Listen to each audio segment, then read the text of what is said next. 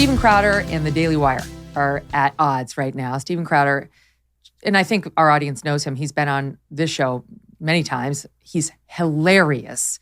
He's brilliant. And he's been doing his own independent thing, but he's been working for The Blaze. So he's got sort of his own show that he built, but it was under the auspices of The Blaze up until December. And then he became a free agent and turned a lot of heads like a week or so ago by coming out with this 30-minute video where he was upset. Like you could see, I know Steven, and I could, like a couple times he almost seemed like he was holding back tears. Like he was emotional. Like I don't understand what's happening on the right. And I feel like Big Con is basically doing the bidding of big tech, meaning big conservatism. And he didn't name who he was referring to, but he said, I'm a free agent and I've been in negotiations. And people have to understand, Crowder is huge. He's got almost 7 million followers on YouTube. He's got this thing called Mug Club. He's got subscribers. He was demonetized by YouTube, but he's still making a ton of money because he's so popular. He's been in this business a long time. So to get him would be a real coup for anybody. But of course, controversial because he says whatever the hell he wants to say and he couldn't care less if you're offended. So he's not for everybody. You couldn't certainly pick him up and put him on at CNN. In any event, here he is talking about how he was very upset. It's Thought 14. Big tech is in bed with Big Con. The people you thought, the people I thought were fighting for you, a lot of it has been a Big Con. Now, I'm specifically avoiding naming names or going after individuals in this video because I genuinely hope that those I'm addressing, and you know who you are, have a change of heart. Don't sign these contracts. I now know what you are signing out there. I have the luxury of not having to. Let me go through this. If any of the major platforms issues a content strike such that Crowder cannot be monetized on such platform, the fee will be reduced by 25%. And then another 20% of it happens on Apple. And then another 10% of it happens on Facebook. And then another 10% of it happens on Spotify. Okay, so he's upset about the contract that now we know it's the Daily Wire. He didn't say it was the Daily Wire, Ben Shapiro's organization, but now we know. And what he's mad about is that they offered him a $50 million deal over 4 years, but there was a lot in that $50 million. He was going to have to produce the shows. He was going to have to employ the staff. It's not like Daily Wire was taking that on, from what I understand. Steven was still going to have to pay all those bills. Daily Wire is going to own the content. And he was going to get demonetized if he got demonetized. So in other words, if videos got bounced off of YouTube or bounced off of Facebook or so on, and Daily Wire couldn't monetize it, they're going to make Steven pay the price.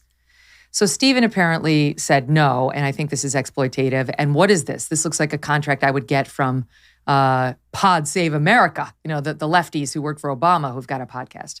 Not something from the Daily Wire, which understands conservatives get targeted regularly for demonetization. So that's what he said. Then Jeremy Boring, our friend, he runs Daily Wire with Ben, goes out and outs the Daily Wire as the offeror behind that offer and tries to explain that he's good friends with Steven, that Steven reached out to the Daily Wire and asked for an offer, that the Daily Wire thought the offer of $50 million over 4 years, even though it included all the stuff that Steven would have to pay for, was pretty generous. And it was just an opener, just to debate. And all those terms that Steven was up, that's just a debate. And here's a little bit of Jeremy. I'll play SOT 16 here. Steven, again, I think the most entertaining, talented person in the conservative movement. I think one of the most entertaining and talented people in entertainment generally in the country today. But Steven's never had to create the company that actually distributes, markets, and monetizes all of that content. He talks in his video about being one of the only true independent conservative voices. And I find that incredibly offensive. Steven, the whole time I've known him, has worked for someone else. All right, so now it's on, and I'll get to the next part in a second. You know where this is going. But so far, we have one of the biggest voices in the conservative media saying, your contract, your terms are so draconian that not only would they make it impossible for me to do business, they will make it impossible for any young guy or gal coming up the ladder to effectively do business. And they have Jeremy and Daily Wire saying, dude, that's business. That's life. So far, where do you stand? Well, I got to say, And I kind of just hate this whole thing. I mean, I just did an episode on my podcast about it. It's obviously one of those things you kind of have to talk about because it's just so many people are talking about it. But I hate it all. It's ugly, and I don't think any of this should be out in the public. But I gotta say, it just comes off bad from Steven Crowder's position as far as I'm concerned. I thought it was I don't know that he did this intentionally, but I think it was really dishonest to not disclose the fee while disclosing all of the other information or some of the other information in this agreement, which was also not a contract that he kept insisting it was. It was a non-binding kind of like I forget what they call it, like a term sheet or something like that. It's basically a starting point for negotiations. I also am kind of surprised, he's kind of making the argument, as you said, that, this is the type of contract that you would think the lefties would give you. But I just feel like his attitude and a lot of his supporters' attitude, it's almost like they're treating this like they're acting like a bunch of lefties when it comes to the nature of business and how things work. I mean, like, what are we all a bunch of socialists here who are like, you should get paid the exact same whether you're bringing in as much money or not? This is how business works. I mean, what you're going to get compensated is going to be a reflection of how much money you're bringing in. Now, I think it's horrible that YouTube will censor people for having unpopular opinions. I wish we didn't live under this kind of this regime of tech censorship, but that's the reality. And if you're independent and you get booted off of Apple or YouTube, you're going to lose money. And if you're with another company, they're going to lose money. And of course especially when you're talking about such huge sums of money, of course they can't pay. I mean, like, it seemed to me like the stipulations in the deal were, we'll pay you this much money, but you have to do the show. We're not going to pay you for shows you're not doing. And also, if something happens where you're bringing in drastically less money, that's going to be affected. None of that seems unreasonable to me. I kind of want to side with Steven Crowder in a way on this issue, but I'm just looking at his actual argument and going, I just don't see it. And I think that the guys at the Daily Wire came off pretty good on this. I mean, they outed themselves and then gave you the entire term sheet. They were like, we have nothing to hide. We'll tell you all of this. They always lift the dress up, so to speak. They really do. They're very transparent about anything happening. They have their staff meetings. They broadcast them publicly. When they had their fight between Ben and Candace over Kanye, Jeremy came on here. We talked about the whole thing. I mean, they are transparent, and they're a really important force for good in America. They're not, big con. They're not big tech. They're not on the side of big tech. However, I'll take Steven's side just for the purposes of this argument because, we want them both represented. His point is there are other ways to make sure you get paid and I get paid as opposed to bending the knee to big tech, to docking me if YouTube docks me. This is Steven's argument. And I will say a subscription model is really the way around that. And the Daily Wire is trying to build both. They have a subscription piece and they have advertising. It's belts and suspenders, which makes sense. I get it. But, I will say here at Sirius, no one's ever said to me, if you get, pinged on YouTube or a show doesn't, if it gets demonetized because you've talked about a third rail issue, we're going to dock your pay. Like, no one's ever said that to me, and I wouldn't agree to that. So, I see his point too. It's not all like, it's capitalism. There is a way to strike a deal where you do get paid, even if you get penalized by big tech, and the company's got to find a way to make sure their bottom line is still what it needs to be.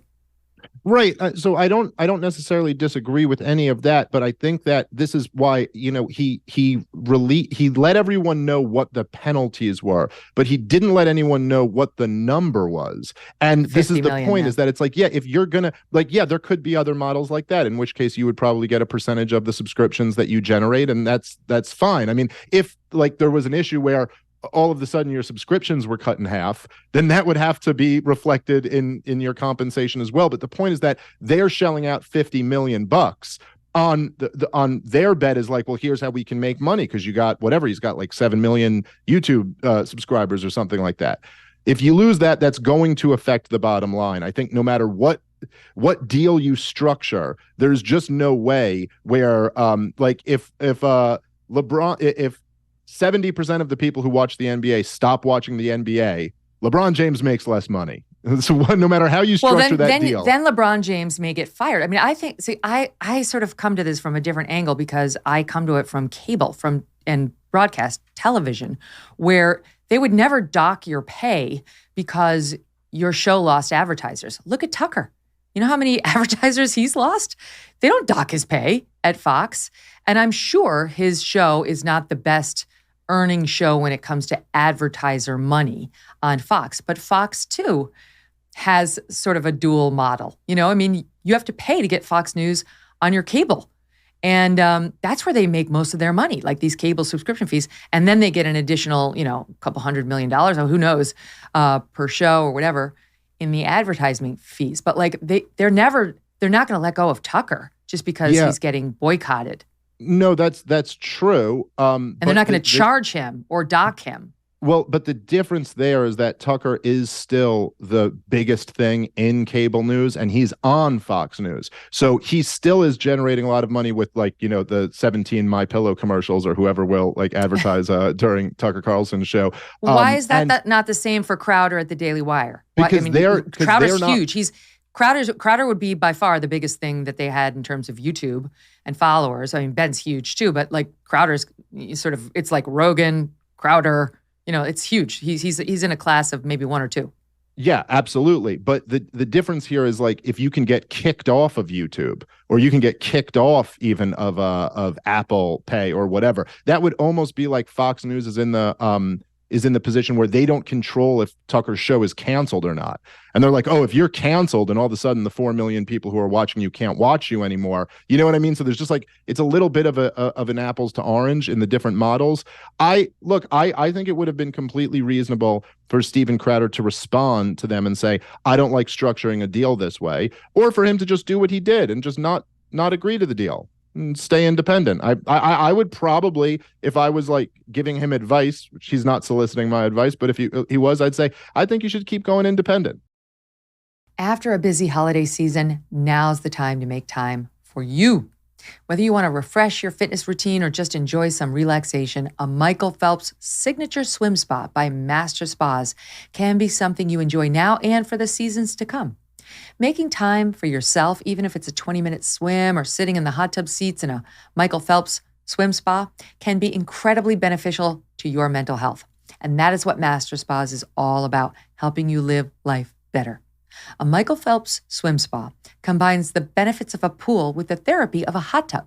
It comes in a variety of sizes to complement almost any yard, even a small one.